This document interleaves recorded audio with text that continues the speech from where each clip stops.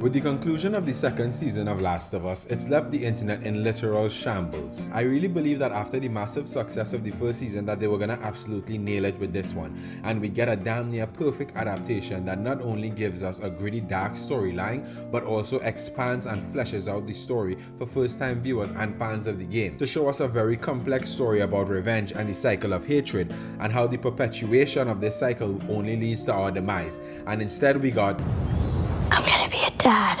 and just like most of you, that scene is where I mentally checked out from this season. And before you bust in my comments accusing me of being some woman hater or some weird red pill loser, my issue isn't that Dina and Ellie are happy.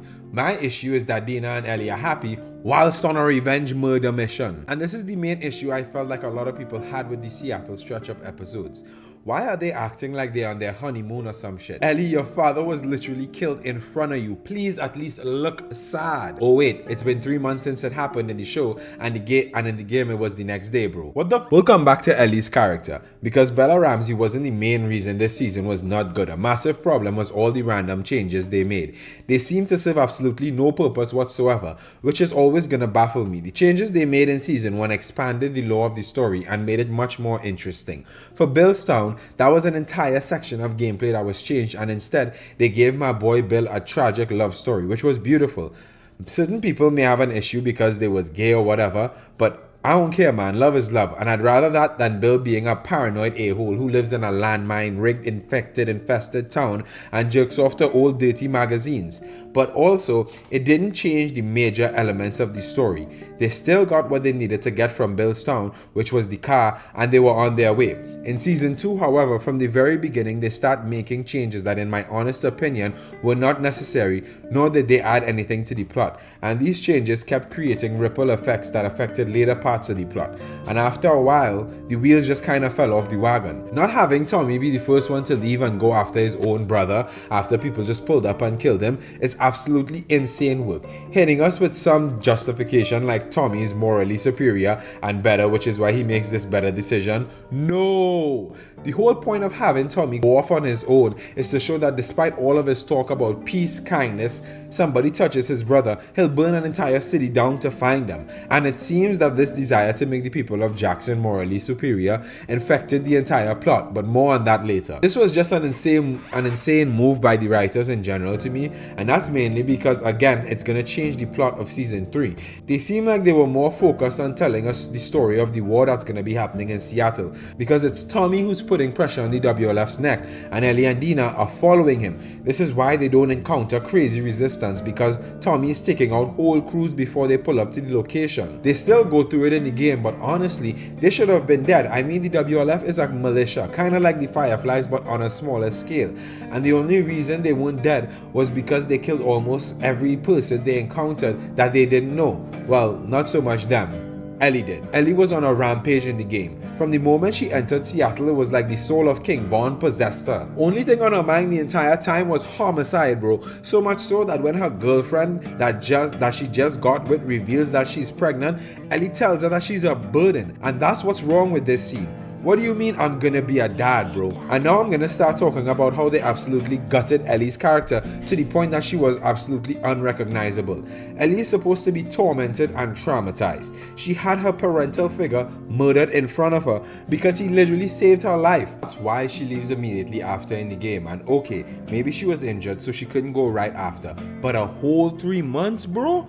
All of the suspense and emotion that would have been driving this mission is gone now. The pain is still there, but I think that's how they wanted to justify Ellie being all happy and crap in Seattle. Like I mentioned earlier, these small changes have devastating effects on the plot. No normal person does any of the stuff that Ellie's gonna do in the game. Sis isn't even eating and sleeping properly, bro. She's stopping by the cinema to check in with Dina, but other than that, she's fixated on killing Abby. It's something that she literally can't let go of no matter what happens. Just like a little someone I know named Eren Yeager. Ellie in the game and Eren in AOT have very similar story paths where they become blinded by bloodlust and rage and can only focus on their need to get get revenge. Eren is an absolute menace. You can see the rage in his eyes, allowing his trauma to guide every decision he makes for the majority of the series. It makes him do something like join the branch of the military that has the highest mortality rate, even when he doesn't have to, just because it brings him closer to his goal. Just like Ellie leaving the comfort of Jackson to make an absolutely insane journey and put herself in an even more dangerous place. Jackson to Seattle is a 12-hour car ride, bro, and they're doing it on horseback. Last time she crossed the country like this, it was with Joel, and she damn near died every time, bruh. But nothing could stop her. She got to the city and saw there was an entire militia there, found out her girl was pregnant, and found out that there was a cult there that was also fighting with the militia and didn't leave. She is so blinded by her quest for vengeance that she doesn't care what it costs her, or at least she can't even perceive consequences and negative side effects what she's doing could have. What she thinks about is that image of Joel dying in her head, and that's completely understandable, but it doesn't justify her actions, which is why her being happy and in Seattle is deadly to the story. Ellie kills so much people before she even gets to Nora, it's ridiculous, and if I'm being honest, she doesn't know these people, and a lot of them have lives and are just going about their day. You actually hear them talking in the game about what they're doing and their plans right before you kill them, but because they just going about sightseeing in Seattle and running away every time they encounter any kind of resistance, it takes the weight out of what they're actually doing there. And I think it's kind of anti-feminist the way they break Ellie's character down to just a kid throwing a tantrum, instead of the absolute unit and menace she was during the game, bruh.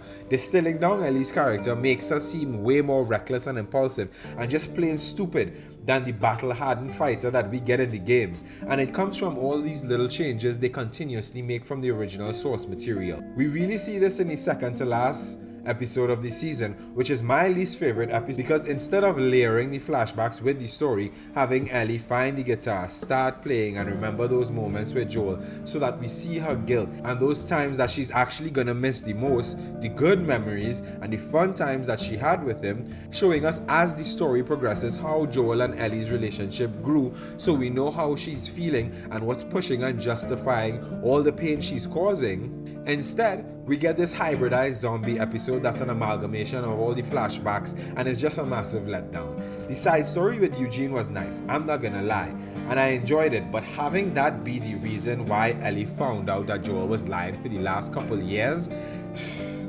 you're telling me Ellie can go all the way to Seattle with Dina, a 12-hour drive, but running away to somewhere that's 4 hours away? That's implausible. The way they stripped away how serious Ellie felt about being the cure and the guilt she felt for not being able to help other people has to be top 3 fumbles of this year, bro. Like, honestly, they massacred her character completely. Dina was more focused in the show on getting Joel's killer than Ellie was. And in the games, Jesse wasn't mad at Ellie for going. He actually understood why and was more upset that they didn't ask him to join. And I think this mission to completely infantilize Ellie's character culminated in this scene right here. I mean, the series already made Ellie Batman the way she pulled up on Nora earlier. I mean, she sneaked into that hospital with ease. So she does the same thing again with Owen and Mel. And in the game, Ellie straight up kills Mel.